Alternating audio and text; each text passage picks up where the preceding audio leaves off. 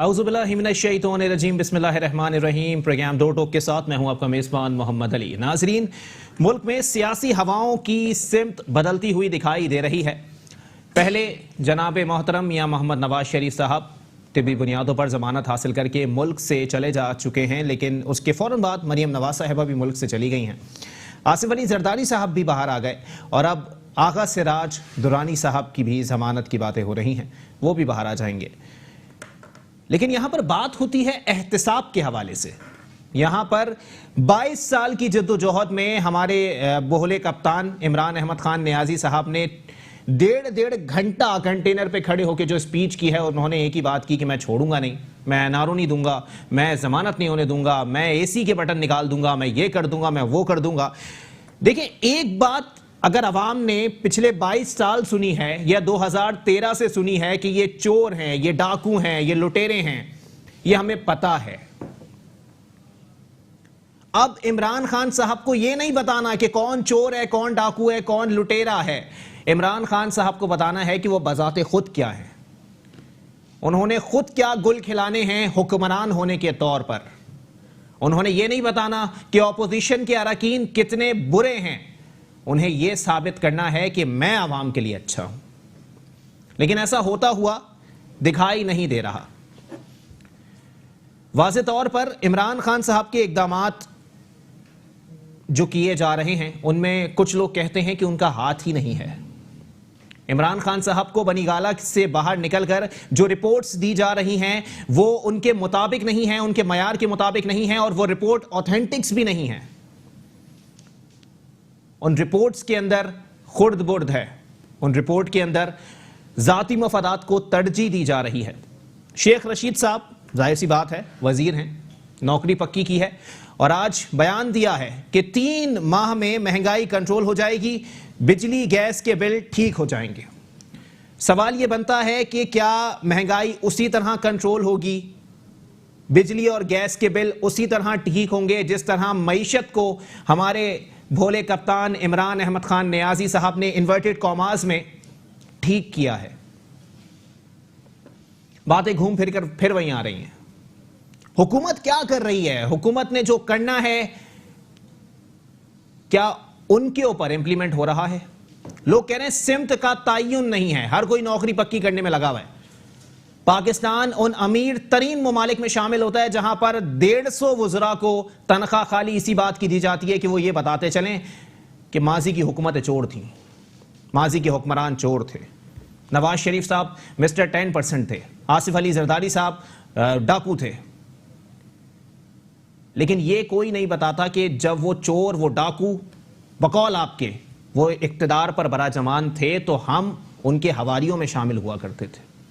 हमारा काम आज इमरान खान साहब के साथ भी वही है जो उनके साथ थे।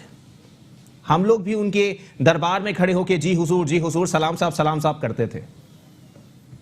लेकिन आज वही लोग चोर हैं, वही लोग डाकू हैं। माजी की हुकूमतों ने अवाम को बेवकूफ बनाया, ऐसा कहना है खुसरो बख्तियार साहब का।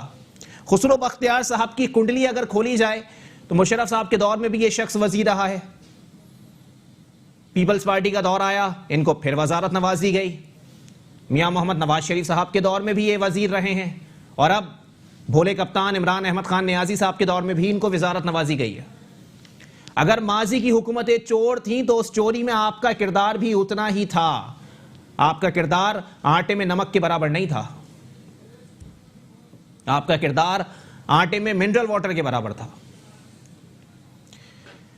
उसके साथ साथ गुज़िश्ता रोज एक और नौकरी पक्की की गई। फिरदौस आशिक अवान साहिबा की जानिब से उन्होंने एक बयान दिया कि ठीक है, इमरान खान साहब का भांजा मुलविस हो सकता है वकलागर्दी के अंदर, हम उसकी मजम्मत करते हैं। मोहतरमा, मजम्मत से बात निकल के मरम्मत तक आ गई है। अब मजम्मत नहीं चाहिए, अब मरम्मत चाहिए। मरम्मत के लिए जब इन्वेस्टिगेशन पुलिस ने छापा मारा है तो जनाबे वाला हमारे इमरान खान साहब के भांजे मफरूर थे, फरार हुए हुए हैं, घर नहीं आए जब से वकलागर्दी का वाकया पेश आया है। सिंध के मसाइल बहुत मसाइल हैं, बहुत ज्यादा मसाइल हैं। पूरी किताब मौजूद है, पूरी कुंडली मौजूद है।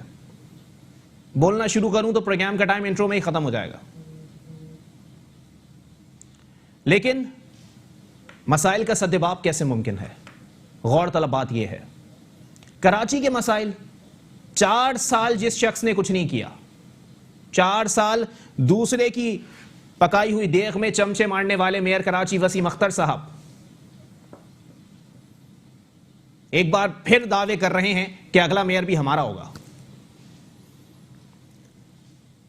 गुज़िश्ता रोज जो उन्होंने प्रेस कॉन्फ्रेंस की उसमें उन्होंने अपने ही इत्तेहादियों को एक झटका दिया और उन्होंने वाज़ेह तौर पर कहा कि कराची से वोट तो ले लिया आप लोगों ने, कराची के लिए काम कौन कर रहा है?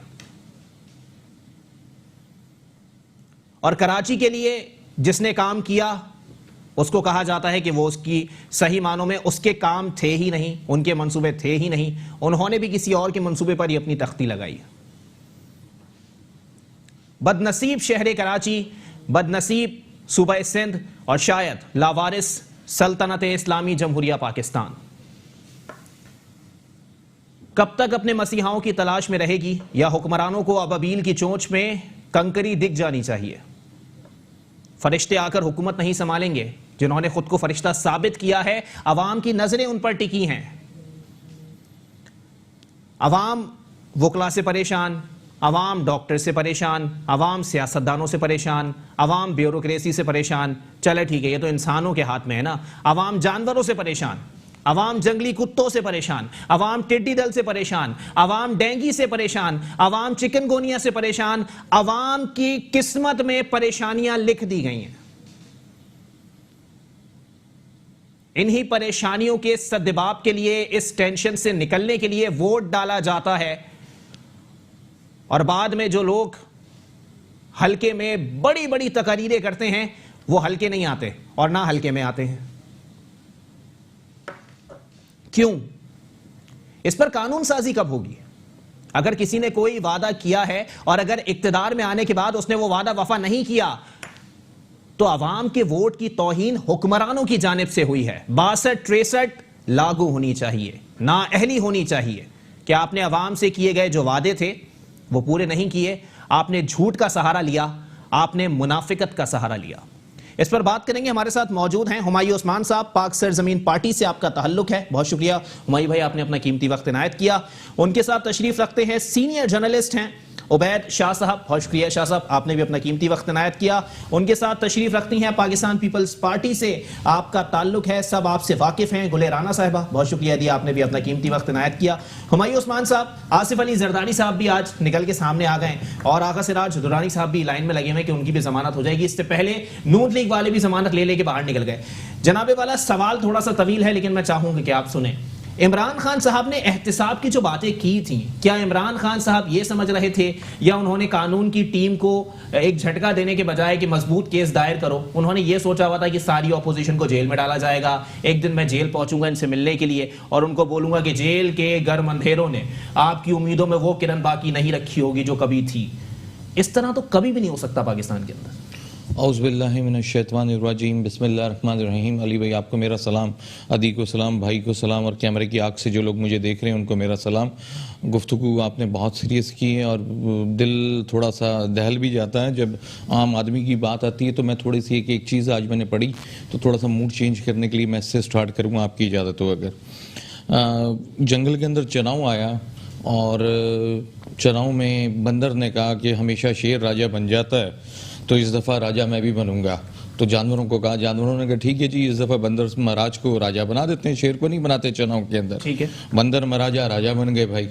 और जंगल से कुछ दिनों बाद एक बकरी गायब हो गई, चोरी हो गई।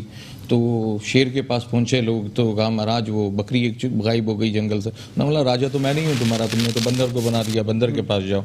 तो बंदर महाराज एक पेड़ के ऊपर राजा साहब बैठे हुए थे, नीचे राया पहुंची, उन्होंने चीख कर कहा कि महाराज वो राजा साहब बकरी एक चोरी हो गई, गायब हो गई। तो वो उतरे नीचे, फ़ौरन लपक के उन्होंने कहा वाह भाई एक्टिव हो गए, हरकत में आ गए। और फिर उतरते ही दूसरे दरख्त पर लपके, तीसरे पे लपके, चौथे पे लपके, इस तरह उन्होंने कोई 4-5 दरख्तों पर लपके और घंटा गुजारते रहे। घंटे के बाद जानवरों ने पूछा कि महाराज बकरी मिली? उसने कहा बकरी मिले ना मिले ये बताएं कि मेरे एफर्ट्स में कोई कमी आई। मेरे एफर्ट्स में कोई कमी आई तो जस्ट देखिए आपने कहा ना आगा सिराज लोनी साहब की मेरे ख्याल आज जमानत हो भी गई है जी, जी। 10 लाख रुपए के हौस में चल के ठीक है। और मैं आपके प्रोग्राम में कई बार कह चुका हूँ कि एनआरओज भी होंगे, एसआरओज भी निकाले जाते हैं मतलब के लिए। देखिए अल्लाह माफ़ करे, मैं ये कहता हूँ कि आपने 15-16 महीने उनको रखा, जिनको देखिए मैं मुसलमान हूँ ना, मुसलमान हूँ तो मैं नबी की उम्मत में से हूँ और इस बात पर यकीन रखता हूँ कि जब तक कोई अपनी चीज़ अपनी आंखों से नहीं देखो और कानों से सुनो नहीं तो उसके खिलाफ शहादत ना दो, ठीक है। तो अगर आपने कहा कि ये सारे चोर हैं, मैंने मान ली आपकी बात, ये सारे चोर हैं, 14 महीने आप इनको हवालात के अंदर रख कर बैठे रहे, आपने 1 रुपया रिकवरी नहीं की, उसके बाद एक ऐसे बेहुदा किस्म के कि ये इलाज के मुआवजे पे हम छोड़ रहे हैं ना। देखिए माजरत के साथ अदी यहाँ बैठी हैं, मेरे यहाँ जेलों में, सेंट्रल जेल में, लांडी जेल में, पूरे पाकिस्तान की जेलों में लाखों लोग होंगे, करोड़ों लोग ऐसे होंगे मुजरिम जो बेचारे जो इलाज अफोर्ड नहीं कर सकते, कोई कैंसर से जेल के अंदर मर रहा है, आप यकीन नहीं करेंगे, मेरे रिकॉर्ड के मुताबिक कोड़ के मरीज भी इस वक्त जेलों के अंदर मौजूद हैं। एग्जैक्टली मैं ये बात करना चाह रहा हूँ ना कि यहाँ अमीर के लिए जो मेरे मौजिज फिर अदलिया के चीफ जस्टिस साहब कहते हैं कि अमीर और गरीब सब बराबर है, लेकिन मैं समझता हूँ अगर अमीर और गरीब बराबर है तो फिर जेलों के अंदर जितने गरीब लोग इस वक्त बीमार पड़े हैं उन सबको भी छोड़ देना चाहिए। अच्छा। अगर आपके पास कोई सबूत नहीं थे और आप ब्लैकमेल कर रहे थे, सियासी फाइलें खोल रहे थे, तो ये भी इस मुल्क के अंदर गलत है। मैं समझता हूँ कि 1938 का जो कानून है ना, ये बेसिकली जो लॉ हमारा बना हुआ है 1938 का जो बरतानिया ने बनाया था, आज तक इसमें 90% हम वही चला रहे हैं, 10% अमेंडमेंट के अलावा। बरतानिया ने ये कानून खत्म कर दिया अपने मुल्क से, बरतानिया से कई गुना आगे चला गया, लेकिन हमें फौरी तौर पर मैं समझता हूँ कि जो हमारी पार्लियामेंट है उसको कानून के अंदर तरमीम करनी चाहिए, कानून में कुछ इस तरह की शिकें ऐड करनी चाहिए जिसकी वजह से फौरी तौर पर इंसाफ मिले। और वकील गर्दी की आपने बात की, डॉक्टर गर्दी की बात की, मैं ये नहीं कहता कि वकीलों में भी 5 उंगलियां, सारे बुरे नहीं होंगे, सारे अच्छे नहीं होंगे, डॉक्टरों में भी सारे बुरे नहीं होंगे, सारे अच्छे नहीं होंगे, लेकिन जब उनको ये यकीन हो जाता है ना, देखिए वकीलों को यकीन हो जाता है कि हमारे किसी वकील को गिरफ्तार किया जाएगा तो जज साहब उसके खिलाफ केस नहीं चला सकते, उसके खिलाफ रेफरेंस वापस कर देंगे, फिर उसकी बेल देनी पड़ेगी, उसके खिलाफ आप देखिए सिस्टम पूरा क्लैप्स हो गया आपका सिस्टम पूरा क्लैप्स हो गया। उनको पता कोई सजा और जजा का सिस्टम ही मौजूद नहीं है। जब तक सजा और जजा का सिस्टम इस मुल्क के अंदर वजूद में नहीं आएगा। फिर आपने बड़ी खूबसूरत बात की अपने इंट्रो में, आपने बात की बुनियादी हकूक पे भी, 62 फंडामेंटल राइट्स जो आपने बात की, देखें 62 और 63 तो फंडामेंटल राइट्स पे भी आइन के अंदर लिखा है, 73 के आइन में जो भुट्टो साहब ने बनाया था उसके अंदर लिखा हुआ है वाज़ेह तौर पर कि हर आम शहरी को पीने का साफ पानी देना हुकूमत वक्त का काम है, हर आम शहरी को मियारी तालीम उसके बच्चे को स्कूल देना हुकूमत वक्त का काम है, हर आम शहरी को सेहत देना हस्पतालों के अंदर मियारी वो हुकूमत वक्त का काम है। तो मैं ये पूछता हूँ कि आज तक 100 मोटो हुए हैं, अकामे पे हुए हैं, फलां पे हुए हैं, क्या ये 62, 63 जो 73 के आइन के अंदर ये फंडामेंटल राइट्स हैं जहाँ आर्टिकल मेरे ख्याल 18 है, एक 28 है और एक 17 है, इस पर क्यों नहीं 62 और 63 लगता? ये भी आर्टिकल 6 के जिम्रे में आता है। अगर जब फंडामेंटल राइट्स 73 के गद्दारी के जिम्रे में, एग्जैक्टली गद्दारी के जिम्रे में आता है, तो फिर इस पर भी पाकिस्तान पर कोई एग्जाम्पल सेट होनी चाहिए थी ना। अगर आपको एक गरीब से कोई हमदर्दी होती, एक आम शहरी से कोई हमदर्दी होती, लेकिन यहाँ आम शहरी और गरीब से कोई हमदर्दी नहीं है। माजरत के साथ अली भाई, मैं मेरे दोस्त यहाँ बैठे हुए ये एग्री करेंगे, कलमा गोए हम सारे, 70 से 80% लोग नीचे जो हैं गुर्बत की लकीर से नीचे जिंदगी गुजार रहे हैं, जिनकी तनख्वाहें 18 से 25 हज़ार रुपए हैं। उन्हें इससे कोई सरोकार नहीं कौन जेल में जा रहा है, कौन जेल से बाहर आ रहा है। उन बेचारों को अपनी 2 वक्त की रोटी पूरी नहीं हो रही। आपने डेंगू का जिक्र किया, डेंगू का जो पहला टेस्ट है जिससे पता चलता है कि डेंगू उसको है या नहीं है, 5,000 रुपए का टेस्ट है। यार जो 500 रुपए रोज कमा रहा है वो 5,000 रुपए कहां से अफोर्ड करेगा? फिर उसकी पहली प्लेटलेट्स की जो 7-8 बोतलें लगती हैं, उसमें से पहली बोतल जो उसकी वो 26,000 रुपए की है, जिसकी तनख्वाह 18,000 रुपए, जो सूखी रोटी घर में पूरी नहीं कर सकता, वो ये प्लेटलेट्स की बोतलें कहां से लगाएगा? अली भाई लोग मर रहे, बेस हो गई है ना।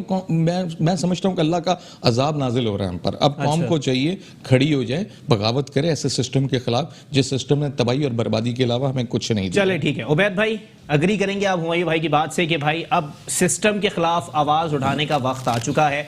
सबको पता है कि अगर किसी सियासतदान ने जेल जाना है तो सजा तो उसको कतन नहीं होनी, वो कहीं ना कहीं जमानत पे बाहर आ जाएगा, क्योंकि एक स्क्रिप्ट है, ये अंदर जाएंगे, अपील आएगी, फिर ये बाहर आ जाएंगे। तो ये कब तक ये सिलसिला चलता रहेगा? मासूम के लिए बिल्कुल इंसाफ मौजूद नहीं है मुल्क के अंदर, और अगर ताकतवर की बात कर ली जाए तो ताकतवर के लिए बिल्कुल कानून और इंसाफ मौजूद है कि हाँ जी उसने निकलना ही बाहर है। देखें मोहम्मद अली भाई, बड़ी काफ़ी आपकी जो गुफ्तगू शुरू में थी उसमें बड़ी एक काम का नुक्ता था और मैं उसको सराहता हूँ। आपने कहा कि फलां बुरा है, फलां बुरा है, फलां बुरा है, ये कब तक चलेगा? जी अभी तो इमरान खान साहब को साबित करना पड़ेगा मैं अच्छा हूँ। बिल्कुल ऐसा ही है। असल मुद्दा तो यही है। आज देखें अली जैदी साहब जो वफाकी वजीर है, उनको एक तकरीब में पूछा गया आपकी 100 साल की कारकर्दगी क्या है, जी तो वो लड़ पड़े, नाराज हो गए, उन्होंने कहा मैं जवाब ही नहीं देता। जवाब होगा नहीं ना, जवाब होगा नहीं। बात यह है कि एहतसाब की बात है। 470 अरब रुपए का डॉक्टर आसिम पे केस था। आपने 470 अरब की रकम सुनी है? फिगर कितनी होती है? कितना क्या केस था? किस का केस? आसिफ जरदारी साहब की आप जीआईडी पढ़ेंगे, आप तिलिस में होशरुबा है, आपको ऐसा लगेगा पता नहीं कहाँ की दास्तान है। 2500 गाड़ियां एक आदमी के नाम पे रजिस्टर थी, उस आदमी को मालूम नहीं था अच्छा। कि मैं गाड़ी का मालिक हूँ। अच्छा। शनाख्ती कार्ड की कॉपी लेकर रजिस्टर करा ली गई, ओरिजिनल फाइलें बिलावल हाउस में पड़ी, इस्तेमाल कर रहे लोग, और वो मालिक है 2500 गाड़ियों का। फालूदे वाले के अकाउंट से 2.5 अरब रुपए निकल रहे थे। एंड क्या निकला? नतीजा क्या है? पाकिस्तान में एक आदमी से पूछे, पूरे मुल्क में किसी एक आदमी से पूछे कि क्या आसिफ जरदारी साहब करप्ट है या नहीं है, वो कहेगा हाँ जी है, ठीक है, लेकिन वो बाहर है, अभी उनकी ज़रूरत पड़ेगी। बात यह है, आप गहरी बात है और दुख की बात है और फलसफियाना बात है। अच्छा। कि जब तक पाकिस्तान में वेस्टेड इंटरेस्ट जो है ना, पॉलिटिकल इंजीनियरिंग सारी जो होती है वो वेस्टेड इंटरेस्ट की होती है। अगर एक आदमी एक कुर्सी के लिए, एक मुलाजमत के लिए, एक नौकरी के लिए इस वक्त पाकिस्तान में इतनी बड़ी पॉलिटिकल इंजीनियरिंग होने जा रही है जो एक नई तारीख, एक नया बाब रकम करेगी पाकिस्तान की पॉलिटिकल हिस्ट्री में। इमरान खान साहब क्यों डाइवर्ट हो गए? इमरान खान साहब अपने एजेंडे से क्यों हट गए, या उन्होंने अपने वादों से क्यों फिरे, या उन्होंने यू टर्न्स क्यों लिए? क्यों? क्योंकि यहाँ सबके अपने अपने वेस्टेड इंटरेस्ट हैं। इतने ताकतवर ग्रुप्स हैं, ऐसे माफियाज हैं कि वो खींच कर आपको अपनी तरफ मजबूर भी करते हैं और आपको आपका फोकस जो है वो डाइवर्ट भी करते हैं। अच्छा। मैं ये नहीं कहता इमरान खान साहब बदनीयत है, मैं ये नहीं कहता बहुत सर जी, कॉम्पिटेंट है। ये बात मैं बहुत सारे लोगों से सुन चुका हूं कि इमरान खान साहब बजाते खुद बहुत अच्छे आदमी होंगे, लेकिन काबीना में लोग ऐसे मौजूद हैं, उन्होंने काबीना और हुकूमत को यरगमाल किया हुआ है। यरगमाली खत्म कैसे होगी? अवाम कौन सा तावान अदा कर दे इनको? देखें, यरगमाली खत्म होने तो ये इस पर बहुत सारी बातें ऐसी हैं जो अच्छा। शायद हम बैठ के कर भी नहीं सकते। ठीक है। लेकिन बात यह है कि अब जो होने जा रहा है ना, ये हमारा आपने परवेज़ मुशर्रफ के दौर में 9 साल परवेज़ मुशर्रफ हुक्मरान रहे, आपने उनके दौर में कभी यंग लॉयर्स हड़ताल, ये यंग डॉक्टर्स इनकी हड़ताल, इमरजेंसी बंद, ओपीडी कभी देखा बंद होते थे? नहीं देखा। आपने वकीलों को, जजों को मारते पीटते, कुर्सियां तोड़ते, कभी ये करते देखा? नहीं देखा। नाअहल हुकूमतें जब आती हैं ना, तो वो जो माशरे को देकर जा रही होती हैं, आहिस्ता आहिस्ता आहिस्ता आहिस्ता आहिस्ता आहिस्ता बड़े दूर जाके उसके असरात सामने आते हैं। अच्छा। 2008 के बाद से जो 2 हुकूमतें पिछली गई और अब ये तीसरी, ये भी नाअहली हुकूमत है, ये कोई डिफरेंट नहीं है। They are no different from others. लेकिन नाअहल हुकूमतों ने जो मुल्क को दिया, अब वो हम उसके वबाल समेटना शुरू हुए, अब उसके नताइज हम तक आ रहे हैं। अब हर एक का एक अलग माफिया। आज हामिद खान साहब की बात सुनिए, कितने बावकार आदमी है, कितनी उनकी रिस्पेक्ट है। आज उन्होंने बयान दिया है कि जी हमारे खिलाफ एक जुडिशियल कमीशन बना लिया जाए, अगर हम जिम्मेदार हुए तो हमें सजा दे दें। हमसे क्या मुराद है, मेरी समझ नहीं आती। हामिद खान साहब को कोई कह रहा है कि आप चोर हैं, आप मुजरिम, आप गुंडे?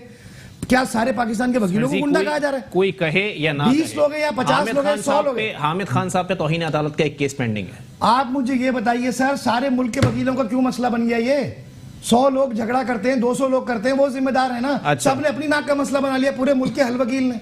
हर वकील अब जिना हॉस्पिटल कराची के डॉक्टर को जाके मतलब आगे सिटी कोर्ट से वकील मारना शुरू कर देंगे। जी हम ये क्या सारे मुल्क के डॉक्टरों का या सारे मुल्क के वकीलों का मसला है? एक गिरोह है, एक जत्था है। अच्छा। चंद लोगों ने उसे तरगीब दी, ठीक है, एक डॉक्टर ने बदतमीजी की, 2 डॉक्टरों ने मारपीट की, उनके खिलाफ एक माहौल पाया जाता था। ठीक है। सवाल यह है कि इंतजामिया कहां मरी हुई थी 15 दिन तक? वो आईजी के पास वो वकील गए कि 2 डॉक्टरों ने हमारे वकील को मारा है, हम इलाज के लिए गए, उन्होंने इलाज नहीं किया, हमने थोड़ा शोर शराबा किया, उन्होंने हमें मारा। तो आईजी ने कहा जी मैं कुछ नहीं कर सकता, ये भी माफियाज हैं, डॉक्टर्स भी माफियाज हैं, मैं क्या करूं? मैं इनको पकड़ूंगा, ये हड़ताल पे चले जाएंगे, आईसीयू बंद कर देंगे, ओपीडी बंद कर देंगे, मीडिया चीखेगा। अच्छा। उन्होंने कुछ नहीं किया। आखिर में यहाँ उस डॉक्टर ने एक प्रोवोकेशनल स्पीच की, उसने कहा जी ऐसा मारा वैसा मारा, शेर सुनाए तपते सहरा में, फला, आपने देखी होगी वो जी, वीडियो। बिल्कुल। उस पर कुछ वकला प्रोवोक हो गए, यंग लॉयर्स, उन्होंने सबको जमा किया और आओ आओ चल के सबक सिखाते। ये माशरा कहाँ जा रहा है? कैसे जत्थे बन गए? हमारी जो नाअहल हुकूमतें थी उन्होंने वो कुछ हमें दिया है जो अब बहुत बड़ा तूफान बनता जाएगा। अच्छा। हम ऐसे ऐसे ग्रोहों में बट गए हैं, हमारे ऐसे ऐसे, यानी कोई आदमी ये कहने को तैयार नहीं है। अमजद शाह साहब को आप बात सुने, सुप्रीम पाकिस्तान की जो बार काउंसिल के वो है, वाइस चेयरमैन है, जी जी, वो कह रहे हैं जी रैशनलाइज कर रहे हैं, ये पहले क्यों नहीं बात सुनी, ये पहले क्यों डॉक्टरों ने मारा? भाई इसका क्या कोई बात है करने की? आप देखें, मेरा मुख्तसर बात यह है जी, अगर मैं आपको फलसफियाना बात करना चाहूँ तो बात यह है कि अगर हुकूमतें, लोगों की हकीकी हुकूमतें नहीं कायम होती और उन हुकूमतों से लोग ऐसे काम लेना चाहते हैं जो अपने ओहदों से रिलेटेड हों, अपनी कुर्सियों से रिलेटेड हों, अटेंशंस भी डाइवर्ट होती हैं और ऐसे अलमी जन्म भी लेते हैं। अच्छा। ऐसे ही माशरे तरतीब पाते हैं। फिर हमें ये तय करना होगा, इमरान खान साहब आज तय कर ले सही कि मैं किसी के ओहदे, किसी की कुर्सी के लिए कोई इंजीनियरिंग नहीं करूंगा, मेरा इन चीज़ों से कोई वास्ता नहीं, मैं लोगों को डिलीवर करने आया हूं, मैं लोगों को डिलीवर करने पे फोकस करूंगा। अगर वो अपनी सारी एनर्जी इस तरफ लगा दे और जिन फजूल बातों की तरफ अब उनको जाना है, कल उन्होंने बयान दिया, आसिफ साहब की बेल हुई तो उन्होंने कहा जी अब कानून साजी शुरू की जाए। क्या अच्छा। मतलब है इस बात का? आपका सारा फोकस इस कानून साजी पे, एक कुर्सी की, आपको मतलब पूरे मुल्क में लोग मर रहे हैं, आपको कोई इंटरेस्ट नहीं इस बात से, मुल्क में क्या हो रहा है आपको कोई दिलचस्पी नहीं है। चले ठीक है। अच्छा, गुले राना साहिबा, जमानत हो गई आसिफ अली जरदारी साहब की। आसिफ अली जरदारी साहब के ऊपर वैसे कोई केस बना नहीं था, रेफरेंस था, रेफरेंस के तहत नैब ने उनको उठाया था। लेकिन कुछ लोग कहते हैं कि आसिफ अली जरदारी साहब के बड़े बोल की वजह से उनको एक ट्रेलर दिखाया गया। उन्होंने एक बात की थी कि chairman NAB justice retired Javed Iqbal साहब की इतनी मजाल नहीं है, इतनी औकात नहीं है, इतनी हैसियत नहीं है कि वो मुझे गिरफ्तार कर सकें। तो नैब ने एक ट्रेलर दिखा दिया कि जरदारी साहब हमारी औकात, हैसियत और बिल्कुल ये हमारा इख्तिदार भी इतना है कि हम आपको उठा सकते हैं। पहली बात तो ये कि ये हुकूमत चल रही है या कोई ड्रामा हो रहा है या कोई खेल हो रहा है। अच्छा, ठीक है ना, ये तुम्हारे अच्छा जो है ना, ये जो अच्छा वाला है, ये कुछ समझ नहीं आती मुझे, ये कौन सा वाला अच्छा है। जी जी, ठीक है ना। तो इस पे ये है ना, हमने किसी से भीख मांगी ना किसी से माफ़ी मांगी। ठीक है, नैब और हुकूमत का गठजोड़ मेरा ख्याल है सबके सामने आ रहा है, जितनी खुली खुली बातें आपने की हैं। मैं तो समझ रही थी शायद प्रोग्राम वहीं पे एंड हो जाएगा जो आप बातें कर रहे थे, क्योंकि वो मेरा ख्याल है शुरू से लेके A to Z सारा कुछ खुल खुला के सामने आ चुका है। ठीक है, ये अदालत का फैसला है, जरदारी साहब को बाहर बुलाने का अदालत का फैसला। किसी से भीख नहीं मांगी गई, किसी के हाथ पैर नहीं जोड़े गए जब उनको कुछ नहीं मिला। और ये अगर ट्रेलर दिखाने का मामला है तो क्या वही मैं कहती हूँ, अपना सवाल दोबारा करती हूँ कि हुकूमत है कि ड्रामा हो रहा है या कोई खेल हो रहा है, कोई स्टेज ड्रामा हो रहा है कि अब हम आपको ये बताएंगे, अब हम आपको ये बताएंगे। हुकूमत है, आप विफाक में आए हैं, हुकूमत करने आए, आप हुकूमत करके तो दिखाएं। जैसे दोनों भाइयों ने कहा कि अब जो है खेल, ये खेल है ना, ये अब वही आप वाली बात आ गई कि पिछली कब तक जो है आप लकीर पीटते रहेंगे, कब तक लकीरें पीटते रहेंगे। ठीक हो गया जी, चलिए मान लिया, पूरी दुनिया ने मान लिया, आपने शोर मचा दिया कि मैं ये कर दूंगा, मैं बंद कर दूंगा, मैं फलां कर दूंगा। हो गया, वो बंद भी हो गया, खुल भी गए, सब कुछ हो गया। आप क्या कर रहे हैं? बात तो सारी ये है कि आप क्या रोल अदा कर रहे हैं। आप हुकूमत में आके क्या रोल अदा कर रहे हैं कि आपके भांजे साहब जो है, ठीक है वकीलों का सबका मामला नहीं है, लेकिन जितना जो जत्था है उसमें था कौन, इसको हाईलाइट क्यों नहीं किया जा रहा? यही अगर किसी और का होता तो अभी तक बात कहाँ की कहाँ पहुंच चुकी होती। लेकिन गुले राना साहिबा, इंतहाई बचकाना सवाल आपसे करूंगा इस वक्त। किसी का भांजा और किसी का बहादुर बच्चा भी तो कुछ ना कुछ करता फिरता है, फिर उसमें पाबंदियां लग जाती हैं, क्या वजह है? नहीं तो मेरी बात यही तो बात हुई, जैसी भांजे की बात ही फौरन ही किसी, लेकिन बात एक नुक्ते पे क्यों नहीं रहती? अगर अभी जो वकला में उनके भांजे शामिल हैं और थे तो अच्छा। बात उन तक क्यों नहीं हो रही? क्यों दूसरे का रेफरेंस दिया चला जा रहा है? वो कहाँ है? उन्होंने ऐसा क्यों किया और किसने उनकी पुष्टपनाही की? ये सवाल कोई किसी से करेगा? अब पुलिस ने छापा मार दिया और अब क्या चाह रही है गुले राना? ये क्या बात, अच्छा ये क्या बात होती है?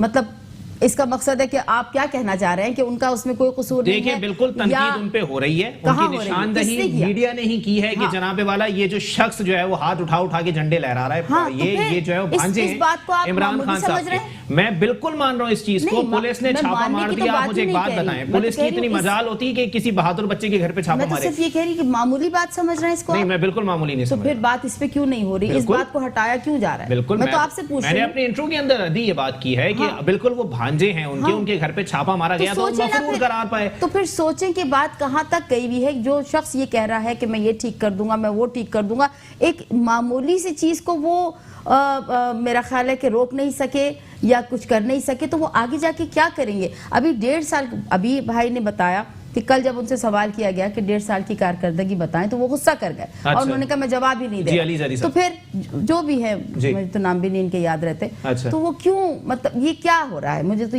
इस चीज पे हम बात क्यों नहीं करते कि हुकूमत में आकर वो क्या चाह रहे हैं अब और वो आगे क्या करना चाह रहे हैं? आया कि उनके दिमाग में ये है कि हम 20 साल तक यहाँ रहेंगे? अभी तो 1.5 साल गुजरा, भी 15 साल हमारे पास और हैं। क्या सोच रहे हैं वो लोग? और वो क्या करना चाह रहे हैं? कल फरमा रही थी कि बिलावल अब देखिए इनके साथ क्या करता है। बिलावल साहब क्या करने जा रहे हैं माँ सिवाय बिलावल हाउस में बैठने के? नहीं, कुछ नहीं, क्या करेंगे? हमारे कोई इस किस्म के तो वो है नहीं अमाल के जो हम जिस तरह से ये कहते हैं कि जी हम इनको यूं बंद कर देंगे। ठीक है, अपनी पार्टी के लिए जो शख्स जैसा भी भलाई सोचता है चेयरमैन साहब हमारे। अब मतलब हम अभी 21 किसी चीज तारीख के को, ऊपर कोई नजरसानी अभी आप लोग नहीं कर रहे हैं? 21 तारीख को जी वजीर आला सिंध ने जो है वो हर मिनिस्टर हर एक जो है वो कुली कचहरी में जा रहे हैं, अच्छा। पूरे सिंध में जा रहे हैं, और उनके जो है वहाँ पे मुशीर भी साथ होंगे, और जो इदारों के जो वो लोग हैं वहाँ पर वो भी उनके साथ शामिल होंगे। तो खुली कचहरियाँ लगने जा रही हैं। आखिर को चाह रहे हैं कि पब्लिक से राब्ता हो, लोगों से राब्ता हो, ताकि उनके मसाइल सुने जाए और फिर मसाइल का हल किया जाए। अच्छा। इसी तरह शुरुआत होती है। लेकिन मैं फिर वही बात कहूँगी कि आज आके ये हुकूमत पे हम पर्दा क्यों डाल देते हैं? जब भी हम किसी टॉक शो में बैठते हैं, जो वक्त की हुकूमत होती है, जो इस वक्त हुकूमत है, हम उस पर कोई बात करते हुए क्यों कतराते हैं? हुकूमत तो पीपल्स पार्टी की भी है, नहीं, मैं तो इस पर विफाक की बात कर रही 11 साल से है। हूँ, मैं तो इस पर विफाक की बात कर रही हूँ। 12वां साल शुरू हो गया जी। चले हुमायूं उस्मान साहब, अब आप बता दें सर, अगर वफाकी हुकूमत की नजर उतारने में मुझसे कोई कमी बेशी हो गई हो तो जी मैं आप तीनों से माजरत खा हूं, लेकिन ये भी बता दीजिएगा कि वफाकी हुकूमत के ऊपर तनकीद की जा रही है, लेकिन सिंध हुकूमत वाले खुली कचहरी में जा रहे हैं, कोई इसका रिजल्ट निकलने वाला है?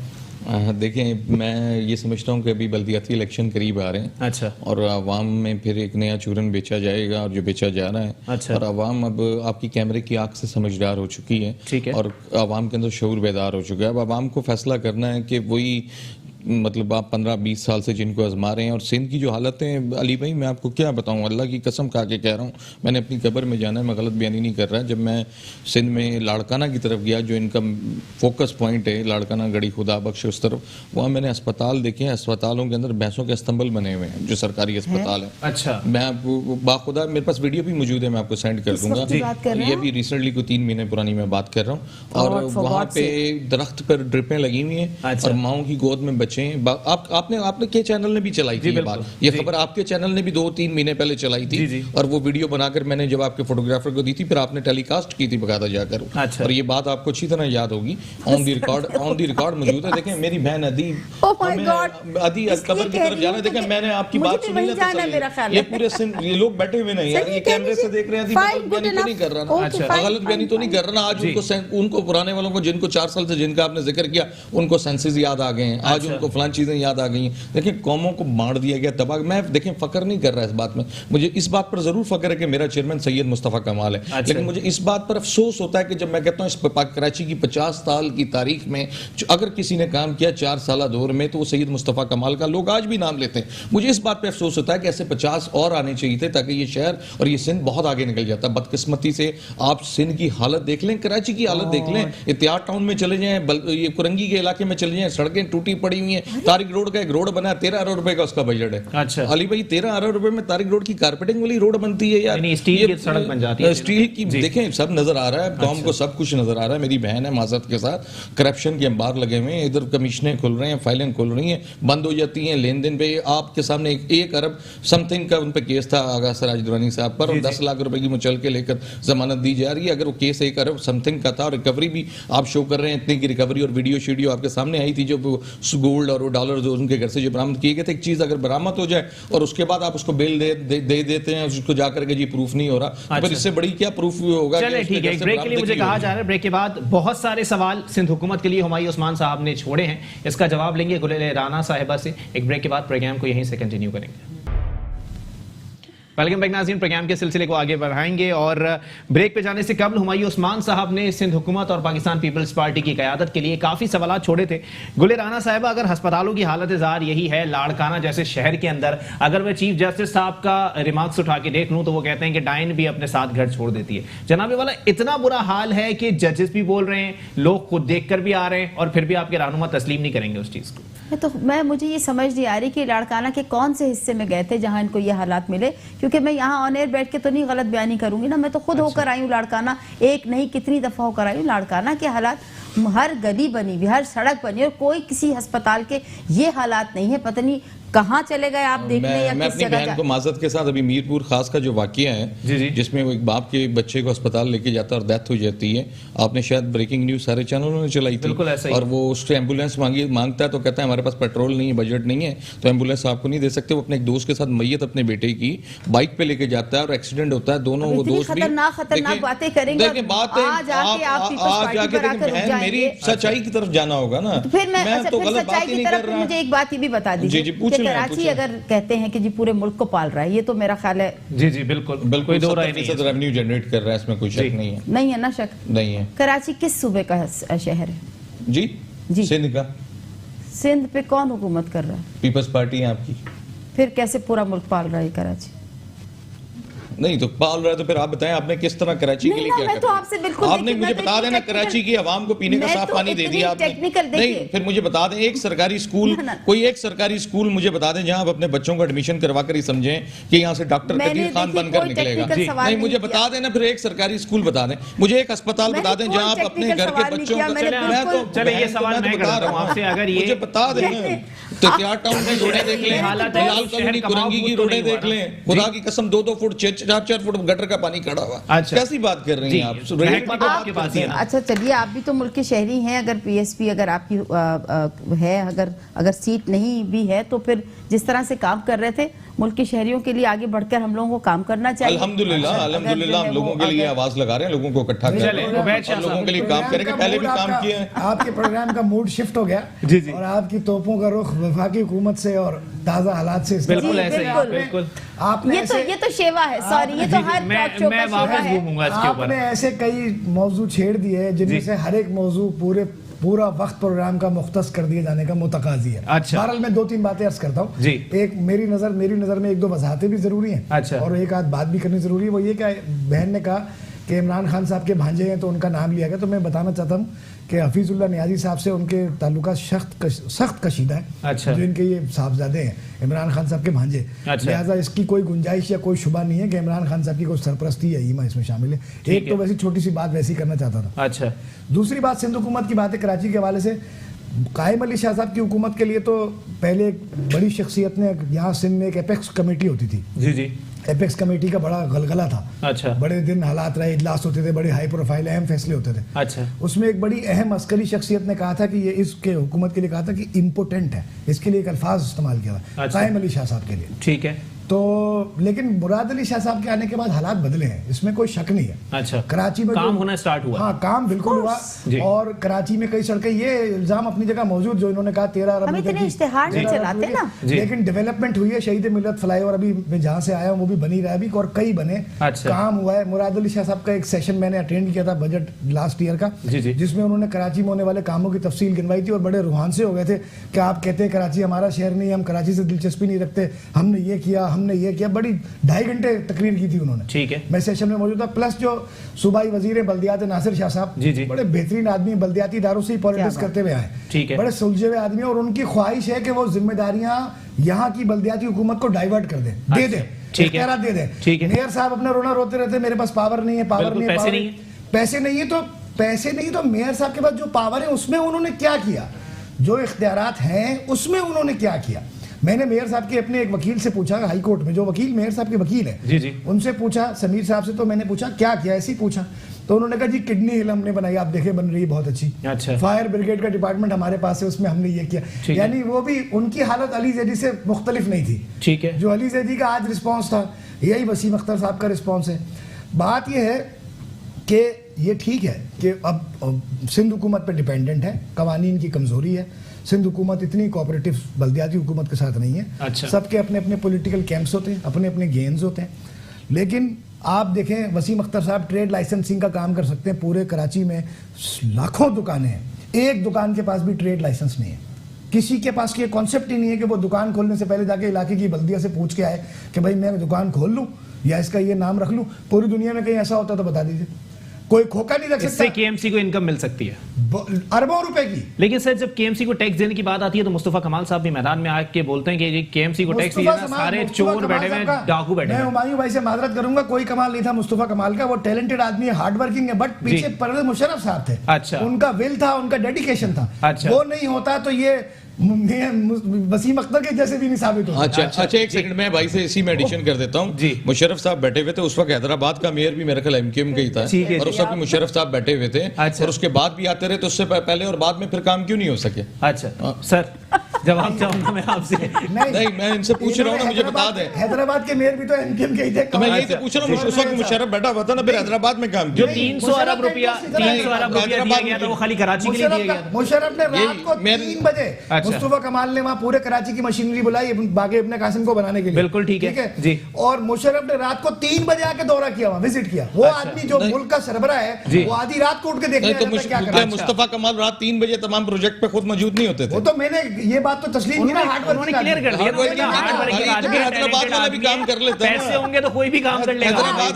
हैदराबाद मेरा ख्याल भाई को मैंने थोड़ी पीपल्स पार्टी की तरफ गया तो भाई को बात नागवार गुजरी है, इनके कोई रवाबित होंगे पीपल्स पार्टी से, तो नहीं मैं अभी खुलकर फिर उस तरफ भी आ जाऊंगा। बहुत सारी बातें हर बंदे के कहीं ना कहीं जोड़ तोड़ होती है और लिंक्स होती है, तो लिंक्स होते हैं तो उस लिंक्स में उसको शायद उसके मफादात को नुकसान हो रहा होता है, मफादात को नुकसान हो रहा होता है, मफादात को नुकसान हो रहा होता है। चलिए मैं आ रहा हूँ एक सेकंड, हम चलिए हम टॉक शोज के जरिए, क्योंकि हम यहाँ पे सब मिलके बैठते हैं, ठीक है। हकीकत में कह रही हूँ, हम टॉक शोज के जरिए इस चीज को क्यों नहीं वो कर सकते कि हम सब मिलके साथ काम क्यों नहीं कर सकते?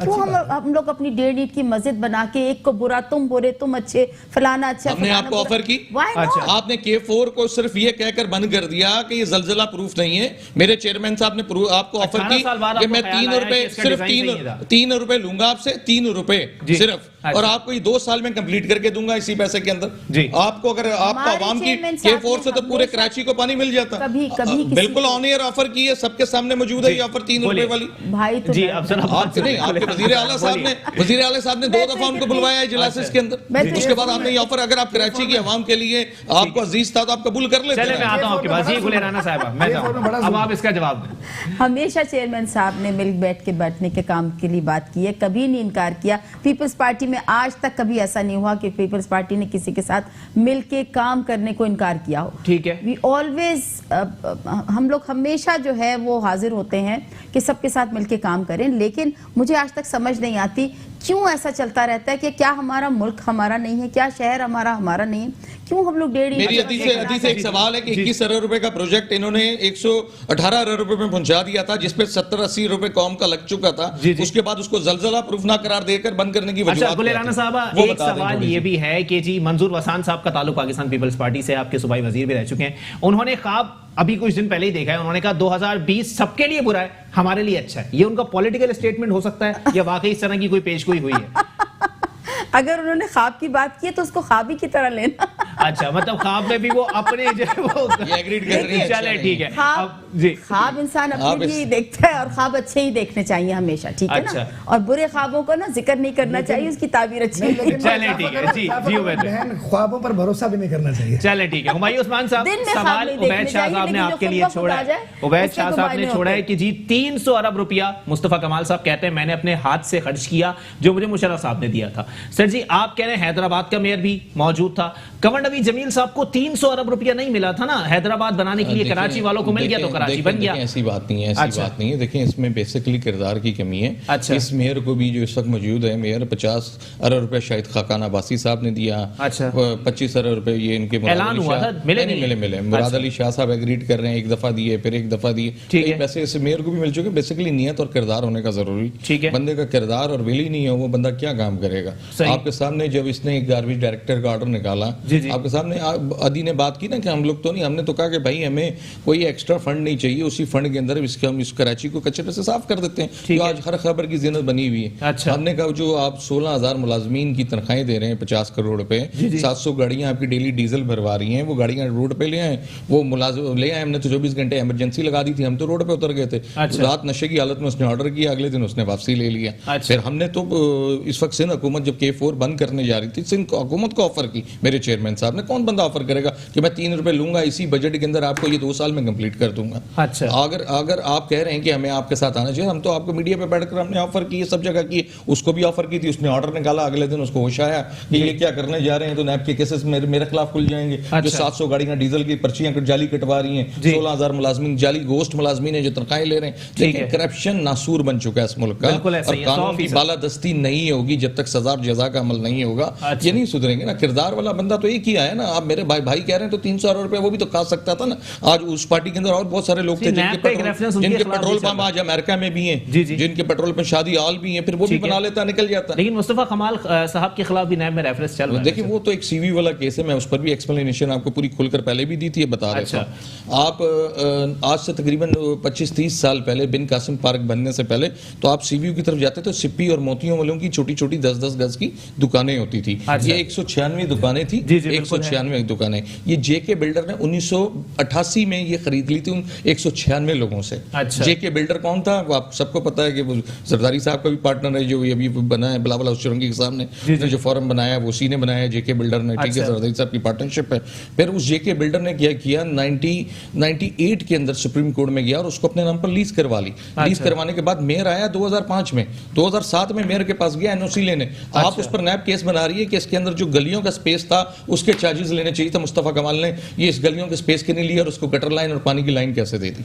ये केस है सिंपल। हम तो कहते हैं अगर करप्शन की है आप फांसी लगा दो, नहीं की तो फिर आप बताओ ना कि आप जाली फाइलें खोलकर लोगों को ब्लैकमेल करते हो सिर्फ। अच्छा चले ठीक है, इदारे ब्लैकमेलिंग कर रहे हैं उबैद भाई, और ये ब्लैकमेलिंग कब तक जारी रहेगी कि अगर इत्तेहादियों के कहने पर भी इत्तेहादियों के मुखालिफिन को निशाना बनाया जाएगा तो इसका मतलब है एहतसाब का अमल शफाफ नहीं है? देखें अब आप प्रोग्राम के जो सब्सटेंस था उसकी तरफ लौटे हैं वापस। जी ठीक है, बीच में बड़ी बहस छिड़ गई। जी बिल्कुल ठीक है, तो चुप हो गई इसीलिए बिल्कुल। तो आप देखें जो एहतसाब है, मैंने तो आपको शुरू में भी अर्ज की थी और आपने भी बहुत अच्छा सवाल उठाया था, कमेंट किया था जी। मैंने आपको शुरू में भी अर्ज की थी कि एहतसाब तो उस वक्त तक हो भी नहीं सकता जब तक सबके अपने अपने वेस्टेड इंटरेस्ट होते हैं। ठीक है, इमरान खान साहब का एहतसाब से कोई ताल्लुक नहीं था, उसका एक मैकेनिज्म, एक मशीनरी मौजूद है। अच्छा, लेकिन बहुत सीरियस इल्ज़ाम है कि उन्होंने, बहुत सीरियस इल्ज़ाम है, यानी ये उनसे एक्सपेक्ट नहीं किया जाना चाहिए था। ठीक है, कि उन्होंने पंजाब के जो डीजी एंटी करप्शन है उनको बुलाया। अच्छा, और उनको किसी आदमी के, नून लीग के एक आदमी के बारे में कहा कि इस पे केस बनाओ। अच्छा, तो उसने कहा जी बनता ही नहीं है।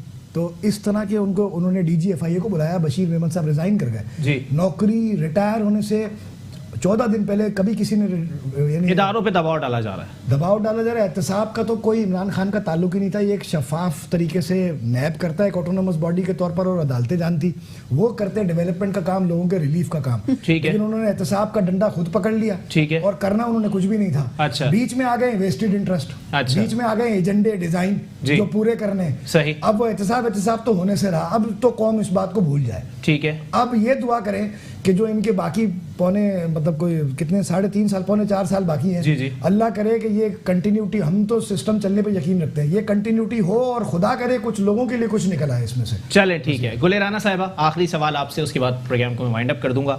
बिलावल भुट्टो साहब ने आज एक बयान दिया है कि सिलेक्टेड हुक्मरान कबूल है, ना एम्पायर की उंगली चलेगी। अगर आपको दोनों चीजें ही कबूल नहीं है तो आप लोगों के लिए बहुत आसान सा हल है कि आप लोग अगर कौमी असेंबली से इस्तीफा भी दे देते हैं तो कोरम पूरा नहीं होगा, हुकूमत गिर जाएगी। आप लोग क्यों नहीं कर रहे ऐसा? देखिए, जरदारी साहब का मुझे एक जुमला याद आ रहा है कि उन्होंने कहा था, उनसे पूछा था कि भाई आप लोग इस हुकूमत के खिलाफ जो है वो ऐसा कुछ एक्शन क्यों नहीं कर रहे। अच्छा, तो उन्होंने कहा हमें एक्शन करने की जरूरत ही नहीं पड़ेगी, ये खुद ब खुद ही अपनी म्याद जो है वो पूरी कर देगी। ठीक है, तो मेरा ख्याल है ये जुमला काफी है। अच्छा, क्या जरूरत है कुछ इतना हंगामा राय करने की, ये तो जिस राह पे चल पड़े हैं जी जी, उसी से आपने प्रोग्राम भी शुरू किया था। ठीक है, जिस राह पे जा रहे हैं वो सब देख रहे हैं, और जैसे जा, तो जरूरत क्या है, एक शख्स खुद ही गिरने को तैयार हो तो उसे धक्का देने की जरूरत क्या है? चलें ठीक है, बहुत शुक्रिया। गुले राना साहिबा पाकिस्तान पीपल्स पार्टी से हमारे साथ मौजूद थी। उबैद शाह साहब सीनियर जर्नलिस्ट हमारे साथ मौजूद थे। हुमायूं उस्मान साहब पाक सरजमीन पार्टी से हमारे साथ मौजूद थे। मामलात किस जानिब हैं, मामलात को देखना बहुत ज़रूरी है।